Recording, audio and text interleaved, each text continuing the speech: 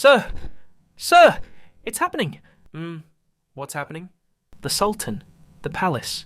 It's kicking off right now. Can it wait? No? Fine. Fine. Give the order. Is that it? Yes, sir. Good. The war was over so fast, it barely interrupted breakfast. And somehow, that's not even the craziest part. Let's rewind. 1890s. Britain's having a moment. Biggest empire humanity has ever produced. Something like a fifth of the entire planet, painted pink on every map in every schoolroom from here to Calcutta, and bolted onto that empire. A tiny spice island called Zanzibar, off the coast of what's now Tanzania. Small island, enormous trade value. Ships from India, ships from Arabia, ships from basically everywhere, all funneling through one harbour. Also, and this is the part nobody puts on the postcard, a very active slave trade. Britain, by this point, had officially decided slavery was bad. Genuinely. Big legislative effort, decades of abolitionist campaigning, the whole thing. Empire-wide ban.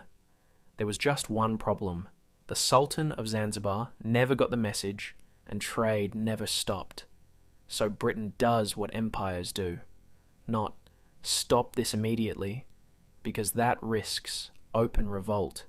Instead, install a sultan who plays nice, keep the throne, keep the robes, keep the title. Just make sure he does what he's told. That sultan was Hamad bin Thawaini, compliant, cooperative, alive.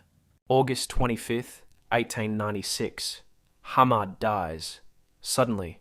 Cause of death. Officially unclear. Unofficially, everyone had a pretty strong guess, and that guess's name was Khalid bin Bargash. His cousin. Shock and twist. A relative benefits from a sudden royal death. Never happened before in the history of monarchies, not even once.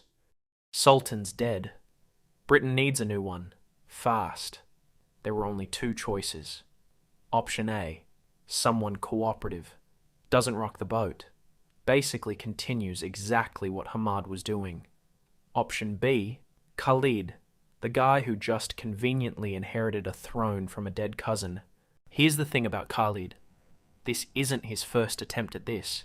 Years earlier, when his father died, Khalid assumed he'd inherit the crown.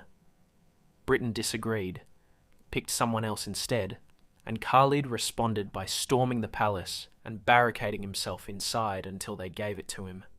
They talked him down. No war. Everyone moved on, filed under awkward but resolved. This time, Khalid isn't interested in being talked down. Within hours of his cousin's death, he marches into the palace with roughly 3,000 armed supporters, several cannons, and one very outdated warship, and declares himself Sultan. No treaty, no British sign-off, just mine now. There was, inconveniently for Khalid, an actual treaty requiring British approval for any new sultan. He skipped that part entirely. The British consul, a man named Basil Cave, who at this point is having possibly the worst week of his diplomatic career, sends word. Stand down. Khalid, in response, barricades the doors.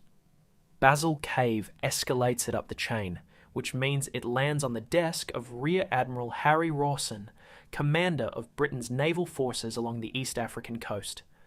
Rawson's reply, roughly summarised, "I'll handle it in the morning." Meanwhile, he sent a very different message to everyone else. Evacuate all British civilians off the island immediately, which historically speaking, is never a good sign. The next morning. 5 Royal Navy warships glide into the harbour and anchor directly opposite the palace. Rawson sends Khalid a final message. Leave the palace by 9 a.m. or we open fire. Khalid's actual recorded reply, "We do not believe you will open fire on us." That is, genuinely, an incredible sentence to say to 5 warships. We'll be checking back in on how that opinion ages. Spoiler, badly. 8:55 a.m. Still no surrender. 8:58. Nothing. 9 a.m. sharp. Cannon fire immediately. No warning shot.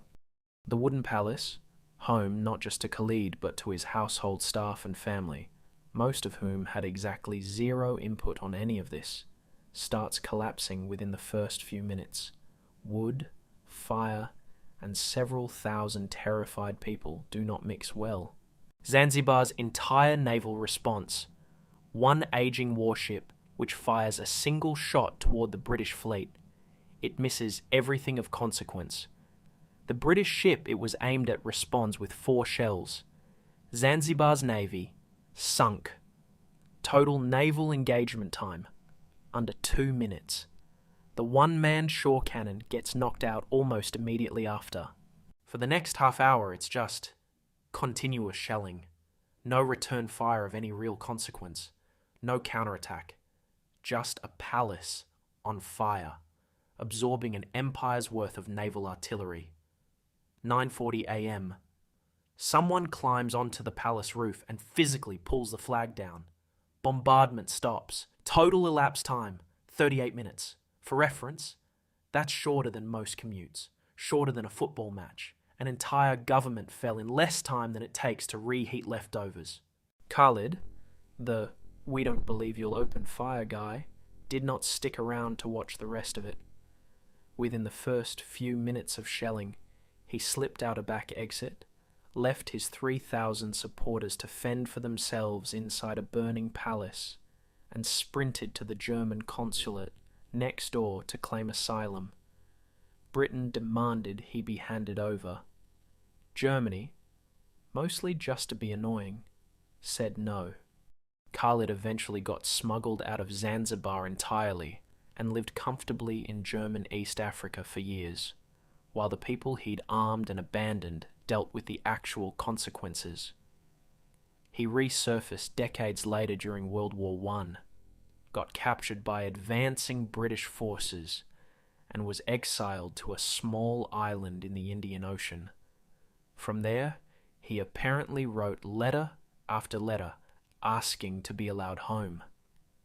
He died in exile years later, having briefly, extremely briefly, been Sultan of Zanzibar for less time than it takes to watch this video.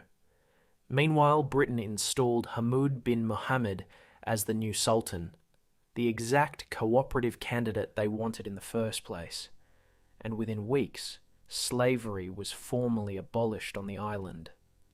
Casualty count, somewhere north of 500 dead or wounded on the Zanzibari side, almost entirely palace staff and defenders who had no say in starting any of this. British casualties: 1. A sailor. Injured, not killed. Presumably the least dignified war wound in naval history. The Anglo-Zanzibar War officially holds the record for shortest war ever fought. 38 minutes, start to finish. It's a great trivia stat. Great title, genuinely hilarious on paper. Also, an entire government got erased before most people finished their morning coffee using 5 warships against one guy who thought a treaty violation wouldn't have consequences. That's the whole war.